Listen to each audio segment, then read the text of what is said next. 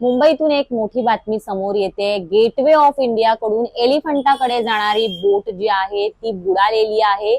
त्यामध्ये 80 प्रवासी प्रवास करत होते। नीलकमल नावाची ही बोट होती आणि या बोटीला मागून एक बोटीने धडक दिल्यामुळे जी नेव्हीची स्पीड बोट होती तिने धडक दिला आणि म्हणून हा अपघात झाल्याची माहिती जी आहे ती समोर आलेली आहे। 80 प्रवाशांपैकी 77 प्रवाशांना सुखरूप बाहेर काढण्यात आलेला आहे, तर 3 जणांचा मृत्यू झाल्याची माहिती सध्या तरी समोर आलेली आहे।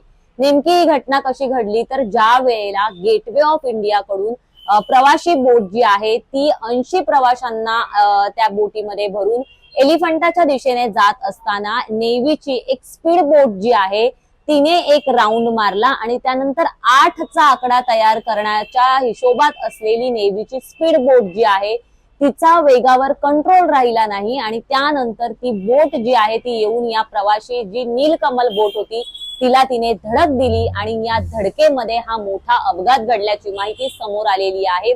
सध्या जे आहे ते रेस्क्यू ऑपरेशन सुरू आहे। हेलिकॉप्टरने देखील रेस्क्यू ऑपरेशन केलं जात आहे। सध्याच्या घडीला तरी 77 जे प्रवासी होते त्यांना वाचवण्यात यश आल्याची माहिती समोर आलेली आहे, परंतु दुर्दैवानं 3 जणांना वाचवण्यात अपयश आलेलं आहे आणि 3 जणांचा मृत्यू झालेला आहे। नेव्हीची ही स्पीड बोट असल्यानं आता नेव्हीकडून या संपूर्ण प्रकरणाचा तपास जो आहे तो वेगानं सुरू आहे।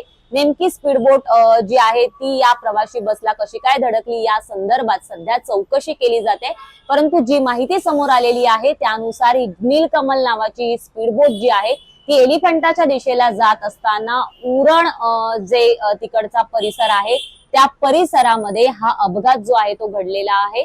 सध्याच्या घडीला रेस्क्यू ऑपरेशन जे आहे ते थांबवण्यात आलेलं आहे। 80 पैकी 77 प्रवाशांना वाचवण्यात यश आलेलं आहे, तर 3 प्रवासी जे आहेत त्यांचा नाहक बळी गेल्याचं पाहायला मिळतंय। या संपूर्ण प्रकरणावर सभागृहामध्ये मुख्यमंत्री देवेंद्र फडणवीस यांनी भाष्य केलेलं आहे। त्यांनी सांगितलं की नेव्हीची जी स्पीड बोट आहे त्यांनी एक 8चा आकडा तयार करण्याचा प्रयत्नात ते होते। एक राऊंडही त्यांनी पूर्ण केलेला होता आणि त्यानंतर दुसरा राऊंड करत असताना त्यांचा वेगावर कंट्रोल राहिला नाही आणि ही बस जी आहे ती प्रवासी बसला जाऊन धडकली आणि त्यामुळे अपघात झाल्याची माहिती सध्या तरी समोर आलेली आहे, असं फडणवीसांनी अधिवेशनामध्ये नागपूरमध्ये जे अधिवेशन सुरू आहे तिथे सभागृहामध्ये सांगितलेलं आहे। आणि त्यानंतर ज्या प्रवाशांना वाचवण्यात यश आलेलं आहे त्या प्रवाशांवर उपचार जे आहेत ते केले जात आहेत आणि ज्यांचा मृत्यू झालेला आहे त्यांना मदत दिली जाईल अशा प्रकारची माहिती मुख्यमंत्री देवेंद्र फडणवीस यांनी सभागृहाला दिलेली आहे।